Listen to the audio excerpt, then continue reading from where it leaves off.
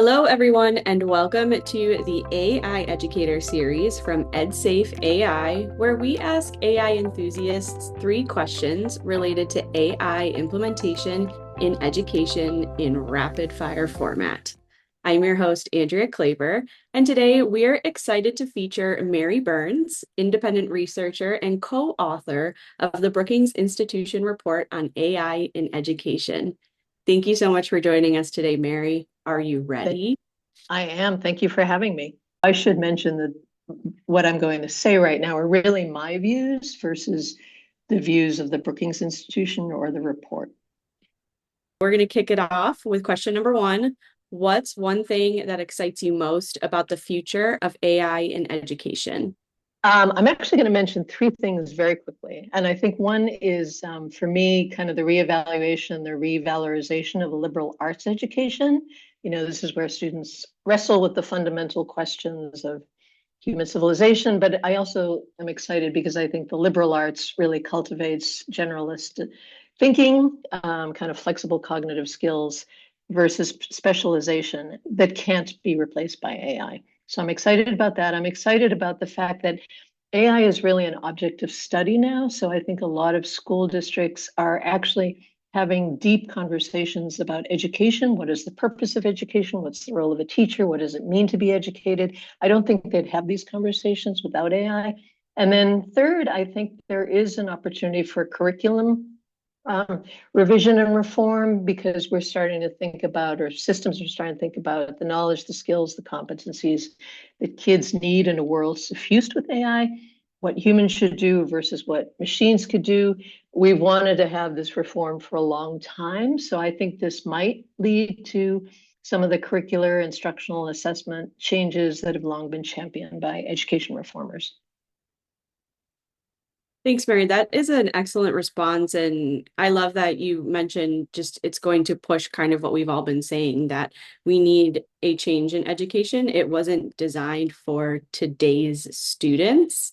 And while we all recognize that AI can give us that push, and then also as an English major, I just appreciate your call to the liberal arts.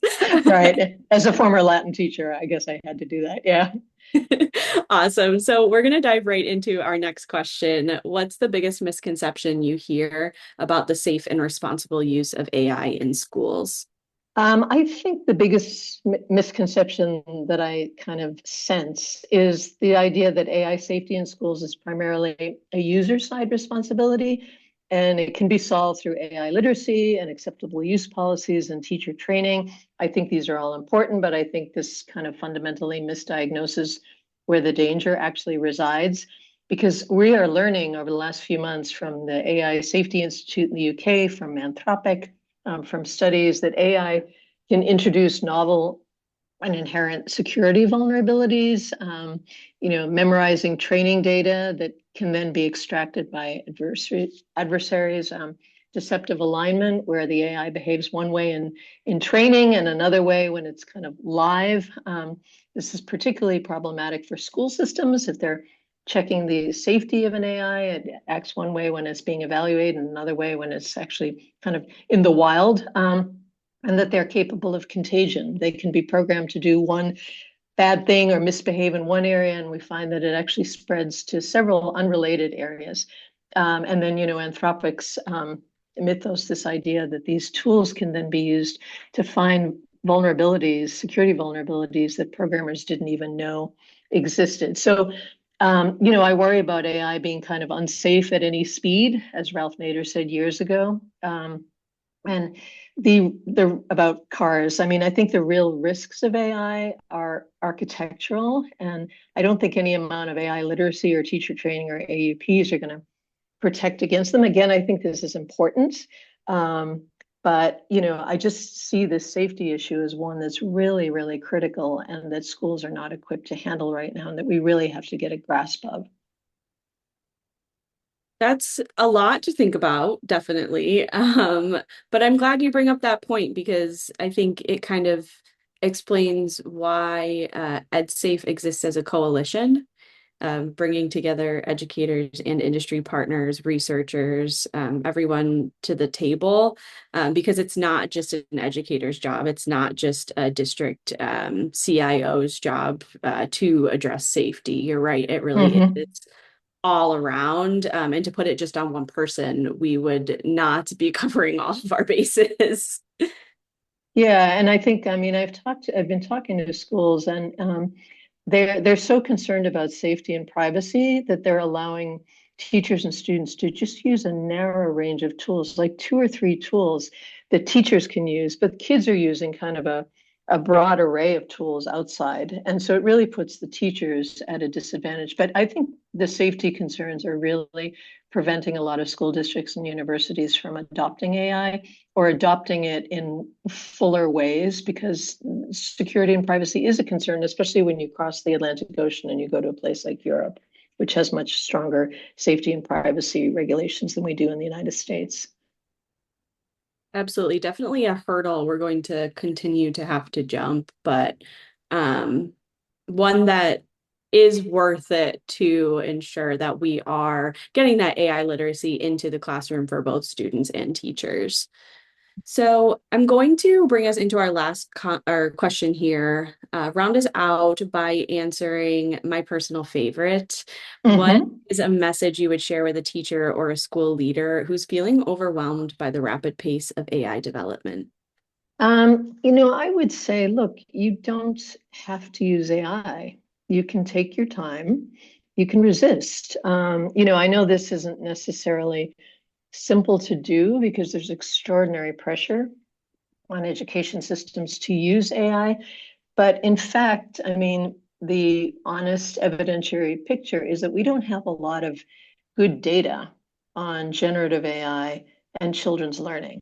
And I think that absence of evidence should give us pause, especially when schools are moving fast. So I use the analogy of like, an injection or medicine. We wouldn't be telling kids, you have to use this medicine or take this shot unless we had a lot of data on its efficacy and its safety. But we're doing essentially the equivalent, I think, with AI, because we don't have a lot of evidence on AI, and we have more evidence on its harms than its benefits.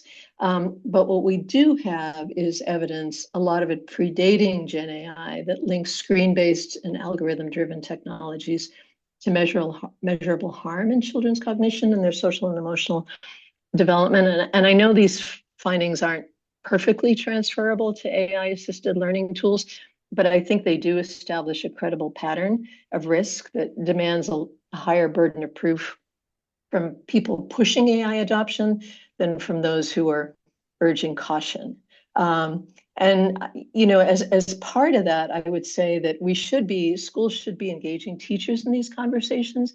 But these conversations about AI ethics, what I can see, having now been in some schools professionally working, is that they're conducted inside an adoption agenda. So they're not neutral. These conversations about adoption and ethics in AI, they're occurring in AI literacy courses, which again, I think are important. But once you've embarked on an AI literacy course, you've pretty much decided to adopt the AI. So I think these conversations are kind of a way of managing dissent, or maybe some tokenism about, yes, we're all on board with adoption, versus whether or not these tools should be used at all. And I would say that I have talked to lots of university and teachers in the last several months during the research of the Brookings report, but even after. And I think this question about should we even be using these tools is still really primary in people's minds. And I think it's something we need to address. A little healthy pushback isn't always a bad thing, is what I'm hearing. Right. Yeah, just go slow. I mean, think about what we're doing before we do it. Well, Mary, I appreciate your responses here. Listeners, there you have it. 3 quick questions and a wealth of information to mull over. We hope you'll join us next time where we'll put another AI enthusiast in the hot seat.